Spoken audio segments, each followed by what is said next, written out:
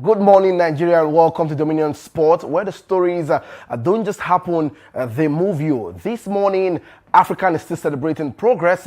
Nigeria have climbed to the 26th in the latest FIFA rankings and a massive jump from 38. Reward for a strong AFCON 2025 campaign and a clear statement that the Super Eagles are rising again on the global stage. Not the champions this time, but they represented improved and back among Africans' elites.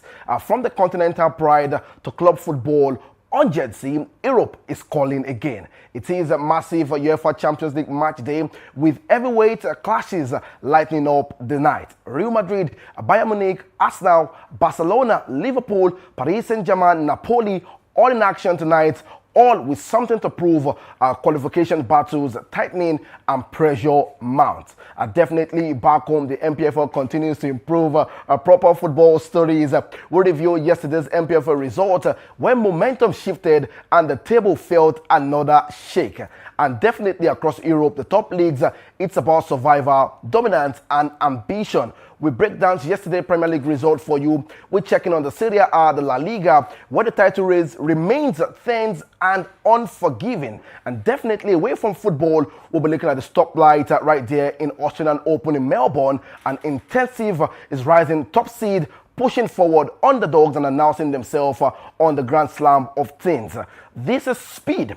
This is context, and definitely this is perspective. Stay with us at Dominion Sport. Start now. I am Abe Paul Toluwanimi, and I'm not alone in the studio this wonderful morning. Giving that update, giving that intro. I have Alimi Nuruddin in the studio with me this morning. My brother, how's it feeling like for you? The UEFA Champions League is back. We are done with AFCON. We got the report of Nigeria, climbing to 26 right in the FIFA ranking. Emotions flying through the MPFL, the Premier League, Melbourne, Australian Open. Talk to me, my brother. What's happening? Good morning, everybody. Good morning, Nigeria. Good morning, Toluwanimi. It's nice to be back here. You've reeled out loads and loads and loads. They say, don't expose or don't let the cat out of the bag. Yeah, well, come on. You did that. I give you all the honors and good morning. You spoke about it, like I said. It's football. It's what a time to be a sport lover. We are being fed, and I think football and sports in general has driven fully all across Europe. Okay. Like you said, the Grand Slam started here on Sunday in Australia. We have UEFA Champions League returning back to our screens. There are still tussles and bustles in the top flight leagues in Europe. Transfer is still going on. To remember that. Yeah. So, what a time to be a sports lover. What a time to be a sport lover, definitely. And I will kickstart the show right here on Dominion Sport. We're going to start off from the local front where the fixtures yesterday happened. Kun Khalifat welcomed Rangers International, and the game ended in favor of Rangers International, 2-1, picking up the victory away from home. For you, expected victory for Rangers International. You look at the transfer update at Kun Khalifa. I think they did the business more than anybody in the MPFL this January transfer window, but yet they're not getting the point. They needed to do the business. We know what happened to them in the first half of the season, and for all we keep saying this every time, they are not prepared for this tournament or this competition, this level of competition right now. Yes, they are basking in the euphoria of playing in the top flight league in the country again, but they need to still go back to the drawing board and do a lot of things in the background. At some point they had financial issues. They needed to work on that and return back to the current scenes.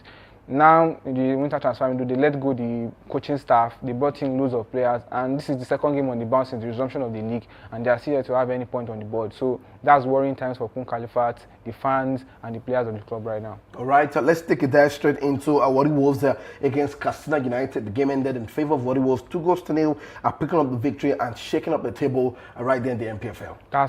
We spoke about it yesterday. We have to be consistent in the league. If you drop a point at home or drop points anywhere, it automatically translates to what happens on the log table. The teams are close by together. The about two teams, 3SC and Bendel Shires on 32 points. The teams above them on the log have about 34 points. So it's just merry-go-round. You just need that. How do you stay consistent is the question now. You need to win your games. You need to win your games. Do what the other teams are not doing. and you get things right on the table. All right, let's look at the table. Match day 21 after the games that were played yesterday quickly being displayed on the screen. We said it yesterday, Rivers United are topping. But look at where could Khalifa FC, the newbies, can they escape relegation at this point in time? And also you look at, Abia Warriors, where they are, Rangers International. For you, let's talk about 17, 18, 19, and 20 match day 21.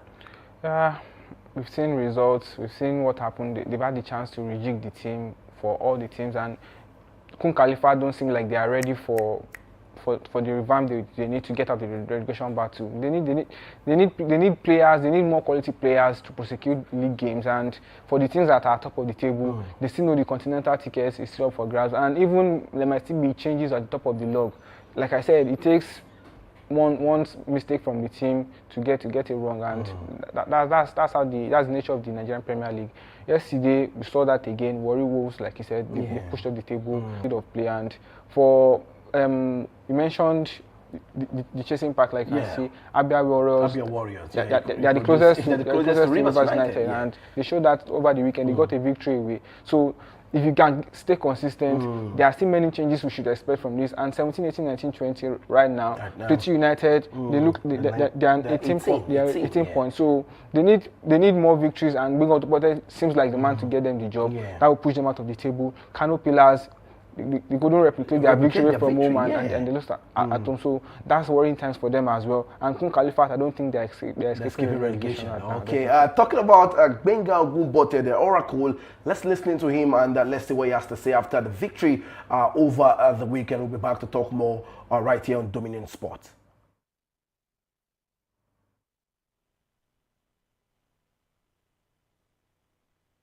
Secrets.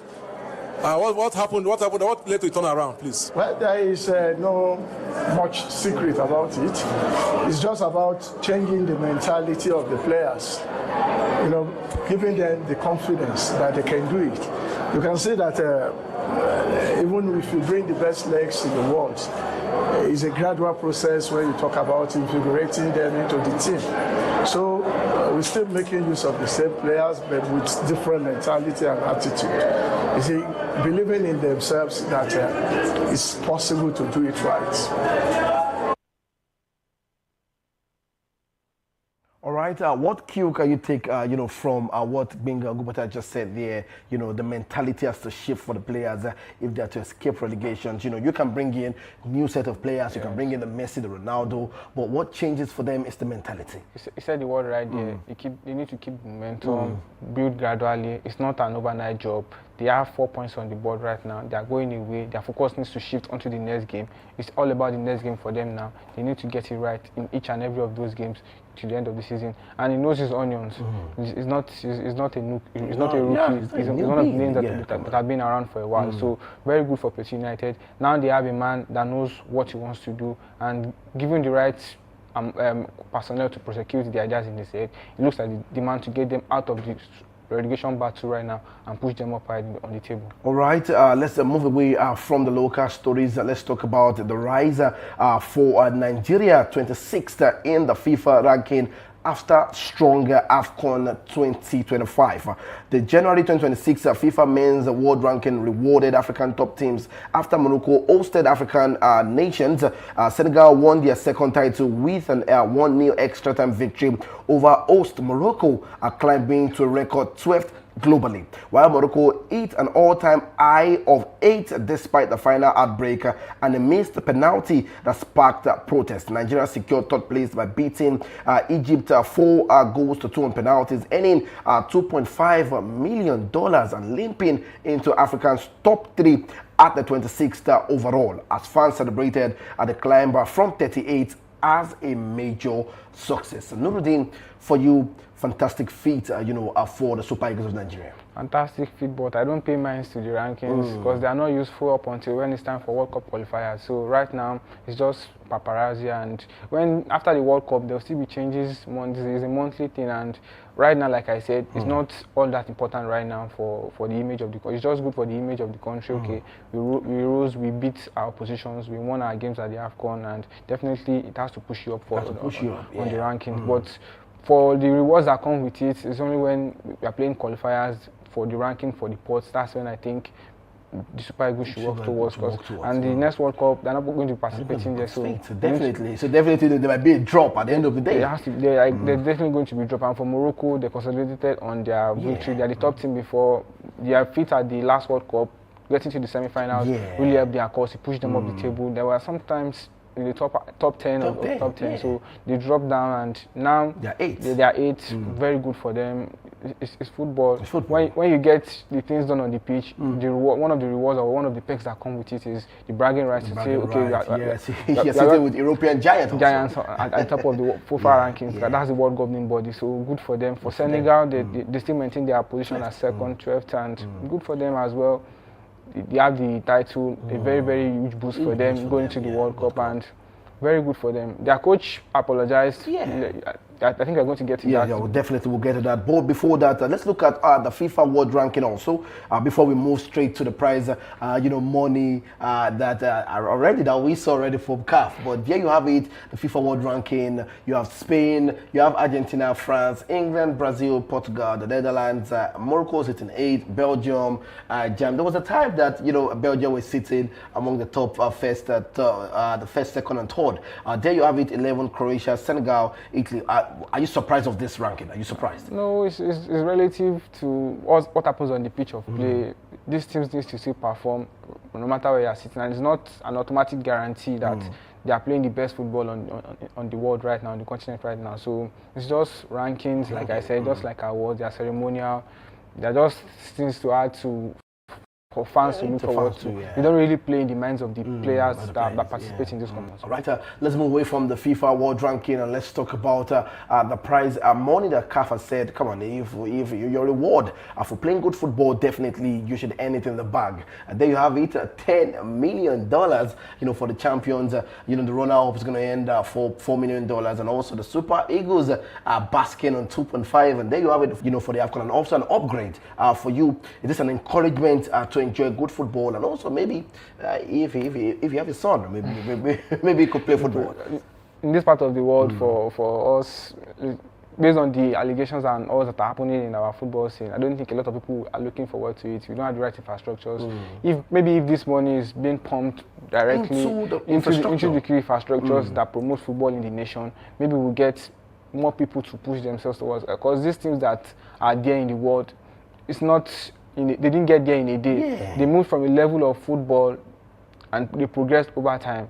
For CAF, yes, they increase the money yearly, but how are they monitoring these FAs that are getting this money? Because we know government is not allowed to interfere in football for obvious reasons from FIFA, but still, the governing bodies don't check these federations on how they implement the money, because this prize money, there has to be value added money for it. It's not for jamboree. It's not for jamboree. You get the money, and this money is not even trickling down directly to the players. They need to develop infrastructure, because if you don't have infrastructure, the growth of the game dies in your country. So it takes a lot of things back, setbacks. We need proper healthcare system. You need academies. You need sporting equipment, the right ways to change our ways. So for Senegal, good for them. Good for them.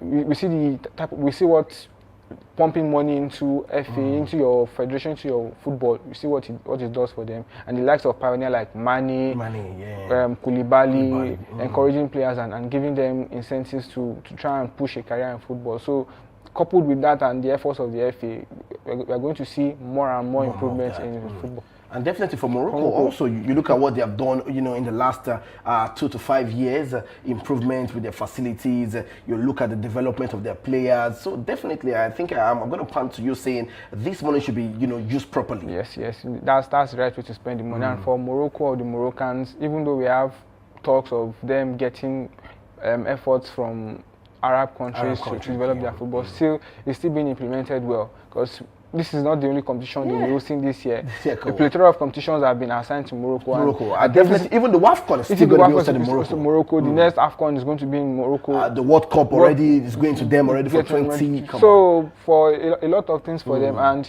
this is just a tip of the iceberg, and this is just the list of the incentives they are getting from doing things the right way. If you get more involvement in football, you open up your country. You open up the revenue. To a lot of things. So there's a lot to tap from From football, from sports. from sports in general. Come on, So I don't know why the government are blinded to this. I don't understand. And for what football has done, or yeah. for what sports has done for us as a nation, I don't think we are turning the right neck to it. We need to do better in a lot of ways. All right. The heat of the moment, but we accept the referee's mistake. We apologize to football. For you, big statement from the coach. If you dissect the statement, he didn't apologize to Morocco or the officials. He apologized to football, which is the right way to go. Because football fans around the world were tuned into that game, showpiece game of the continent, and that was a disgraceful behavior from the Senegalese coach, but he's come out after the game. It's understandable. We are humans. We have emotions. He just let it get the better of him, and he's been honourable at it. He's admitted his mistake, and we have to move on from that. And definitely, there will be fines for that. There will be fines, regardless of the apologies. CAF have actually suspended him indefinitely. So we are yet to we are waiting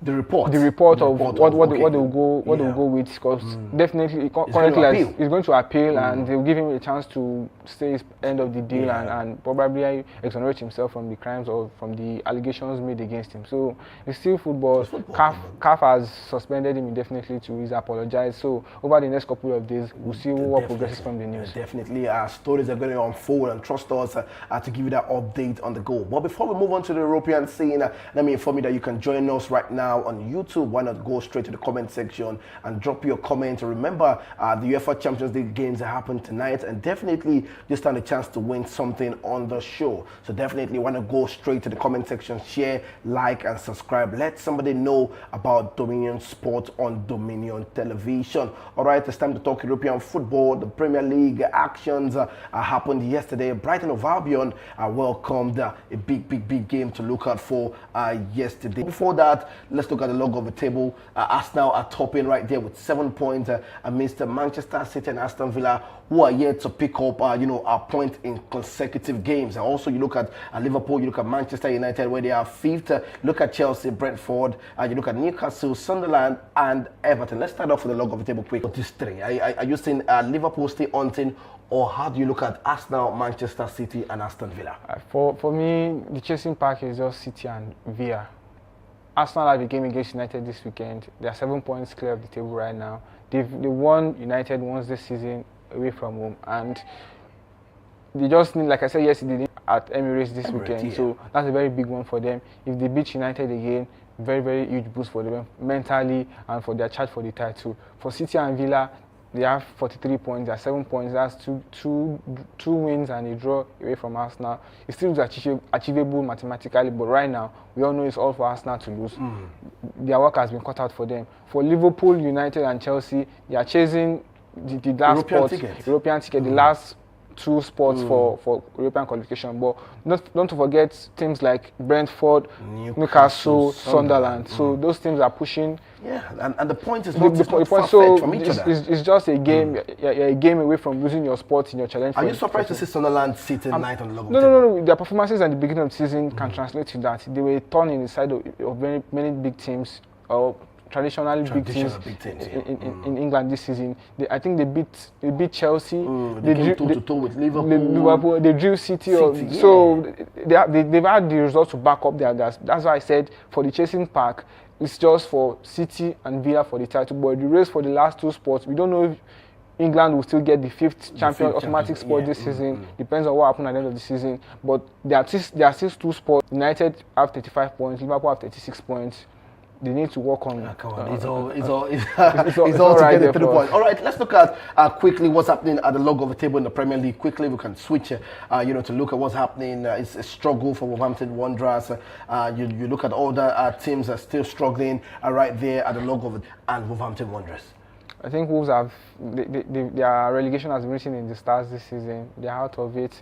Spurs they're having a worrisome season on the domestic scene. And Oliver Glasner is fuming massively with the transfer update to Crystal Palace. He's fuming that, but he said he's not continuing with the job, and so he just wants to see how the contract about it. He's just going to be professional to prosecute the rest of the season. I don't see them transforming anything because, like he said, he's fuming about the transfer updates from the club. Yeah. They are letting the best player go for money every time. In key moments of the game. In key moments of the season. And that's not what you want to do as you need new challenges. You need your team. Having won the FA Cup, you shouldn't lose your best players the way you did. Yes, you lost Olise. Is it power due to the FA Cup? Now you let him go to Arsenal. And Mateta is also being rumored to leave the club. Gueye has left to City this season. So it makes it hard for a coach to put a team of players together, and his project has been torn apart in front of him. So that's for Palace. I don't think they will relegate this season. I see them staying up in the league, but where they finish, top half of the table, middle half of the table, Oliver Glasner, and suddenly they've lost Semenyo, they've lost the spark, and they've not seemed to get. They led up until like 80 minutes against Brighton yesterday. And they considered, and I think it's 2 points lost for Bournemouth, because that point would have taken them up on the table. Yes, definitely. Above Brighton, but for Brighton, they were fortunate to get the late goal to get them still level on point. The table after the match weekend games. If you can have La Liga, we talked about it yesterday. Thank you so much. We have Barcelona, we have Madrid. There you have it, just 1 point separating. At some point, Barcelona were leading with 4 points. Amidst of Madrid. There you have Villarreal. At the beginning of the season, they were looking like a title contenders. You look at Atletico Madrid, you look at Espanyol, Betis, Celta Vigo, Elche, Real Sociedad, and Athletic Bilbao. Let's talk about Barcelona and Madrid quickly. Barcelona and Madrid, those are the big names in La Liga. You should expect to see them at the top of the log every season out. And for Arbeloa, he has to thank Xabi Alonso for his record in the La Liga, only up to the time he got sacked or he resigned from the position. Very good for them, and they are just 1 point away from Barcelona now. They dropped unnecessary points, because at the point in time, Madrid were atop Barcelona, even post the first Clásico of the season. Madrid won the game. They led it with about 3 points, but they lost their edge. They were trailing with 4 points. Now it's back to 1.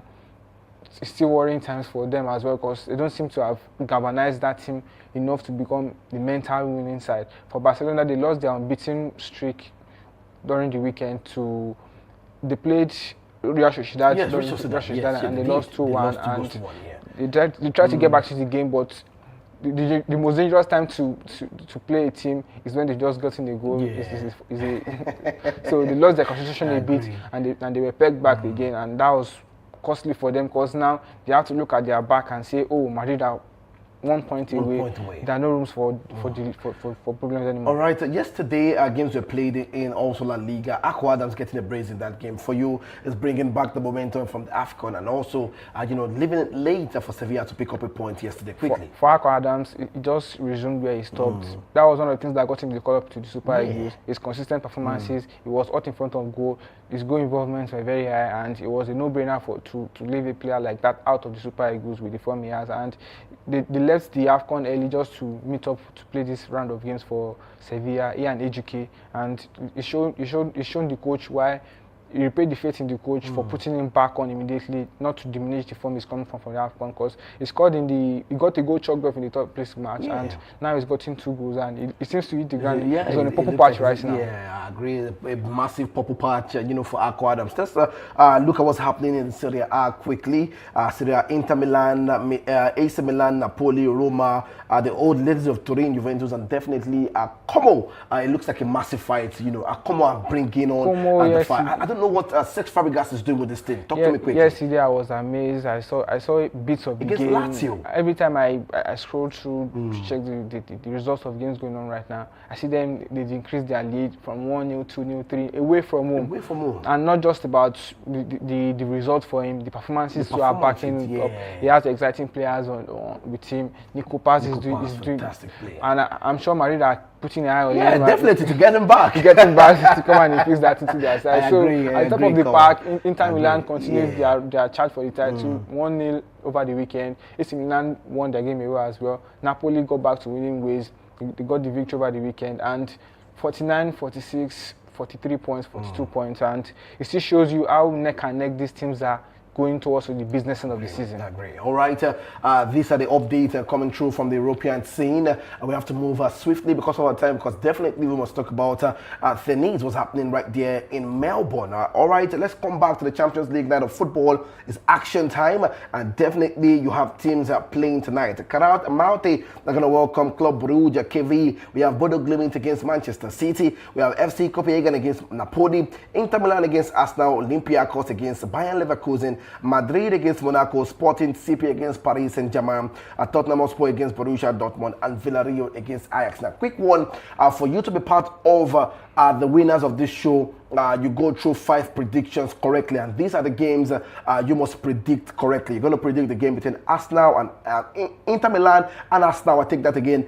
Inter Milan against Arsenal. We have Madrid against Monaco, Sporting CP against Paris Saint-Germain, Tottenham Hotspur against Borussia Dortmund, Villarreal against Ajax. I take the predictions again correct for you so that you can be part of the winners. We have Inter Milan against Arsenal. We have Madrid against Monaco, Sporting CP against Paris Saint-Germain, Tottenham Hotspur against Borussia Dortmund, Villarreal against Ajax. Quickly, are you about to drop your predictions? Because it looks like you want to drop your predictions quickly. Yeah, I'll do that on that issue. All right, so let's look at the games for tonight. Which games are you looking forward to, and must-win games for some teams? Must-win game, I'm looking at the big one, Inter hosting Arsenal tonight. They've lost their last 2 games, notably one to English opposition. They lost 1-0 to Liverpool, and they lost 3-2 to Atletico Madrid away from home. So this is a very important one for them. They are 6th on the log.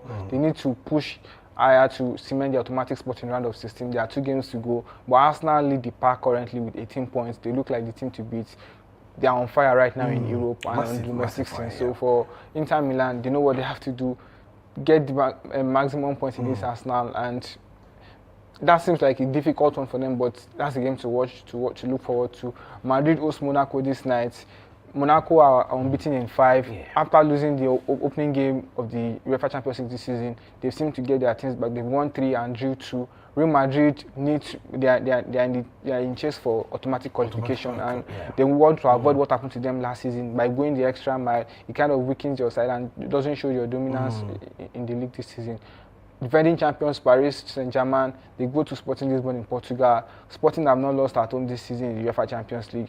PSG have not lost away from home in Champions League this season. That's a very exciting one to look forward to as well. For Tottenham and Dortmund, it's world time for Thomas Frank. For Thomas Frank, this is a very huge game for him. Even though in the UEFA Champions League this season, he has a very good run. He's unbeaten in 5. He's won 5. He was won 3 games, drew 2, and lost just 1 game in the last season they played in Champions League. So he has a good European record, but at home in the domestic, in the Premier League, is worse. So Dortmund, they are not exactly the sharp side right now. They want to get the victory against Thomas Frank because everybody seems to be getting their pick over him right now. So that's a game to look forward to as well. These are the games we have today that I'm looking forward to today, actually, for Villarreal and Ajax. That's also one game to look forward to before we move to the games tomorrow. All right, before we move to the games tomorrow, and because of our time, let's just take a transfer update. Remembering the business this season and not far away from home. Definitely, they just backed the deal for Marc Guéhi from Crystal Palace. The defender is going to be representing the blue side of football right there in the Premier League. Congratulations to Manchester City. A good addition for Pep Guardiola. Guardiola side, we know they always back him up anytime he says he wants players. So he's gotten his man now, 20 million, better off for Crystal Palace. Well, it looks like a man that wanted to move to Liverpool. What's sweet? That's the mind of the player. That's the mind of the player. Maybe the agent. Maybe the agent, and maybe they negotiated an improved contract for him at Liverpool, at City. So for Liverpool, they don't have themselves sorted right now. For a player to, those are one of the things that constitutes to move to the club. You don't know if Ancelotti is still going to be there this season, but for City, you know they are building a project. Even if Guardiola leaves, when any man that brings in keys him into the place. And right now, to show you how depleted City are at the back, the likes of O'Reilly are the ones prosecuting games for them. So definitely, they need it fitting properly into the side for Manchester City. All right, and let me just inform you that the Crystal Palace man signed for Manchester City contract until June 2031, and also 20 million plus add-ons exclusive deal for Marc Guéhi all the way from Crystal Palace. Definitely wrapping up the show is going to come through update from the world of tennis, and Nuruddin Alimi will be giving us that update quickly. Like you said, it's time for tennis. Australian Open is exciting times in tennis. It started on Sunday. Alcaraz started with a victory, like I said yesterday. Yannick Sinner started his defense. Ugo Gustin retired against him. It was a very difficult one to watch. Alcaraz, Sinner was 2 points, was 2 games ahead, 2-0. I expected him to actually dismiss. This is the first round. He's defending champion. That's what he's supposed to do. He's moved on to the next round. For the WTA, Coco Gauff started with a good victory, 2-0. For yesterday, I made a mistake yesterday, and I'm going to correct that right now because I mentioned Iga Swiatek as the Swiatek, defending yeah. champion for the Australian Opens, but that was a mistake. She's chasing a career Grand Slam actually, because she won the Wimbledon last time, and Yeah, she did win this is the only slam that is missing in her career for her now. She's going to try to complete that this Grand Slam, this Australian Open 2026. Madison Keys is actually the defending champion, and she started her defense over the night so as well. She had trouble times in the first game, but she actually succumbed 7-6, 6-1 to get her victory over the Ukrainian she played against. I can't pronounce her name well, that's why I'm not trying to dive into that. So those are the updates we have for you right here from the Australian Open. All right, that's the update we have from the Australian Open, giving you more update in the world of sport. And definitely, I just want you to just stay connected to Dominion Sport, Dominion Television, and we'll be giving you more update. Remember, the predictions are very much ongoing, so why not go to the comment section and predict your games. I take those games again for you so that you can be a winner on the show. It's going to be Inter Milan against Arsenal. It's going to be Borussia Dortmund against Villarreal. I'm trying to get those predictions correct. It's going to be Arsenal against Inter Milan, Madrid against Monaco, Sporting CP against Paris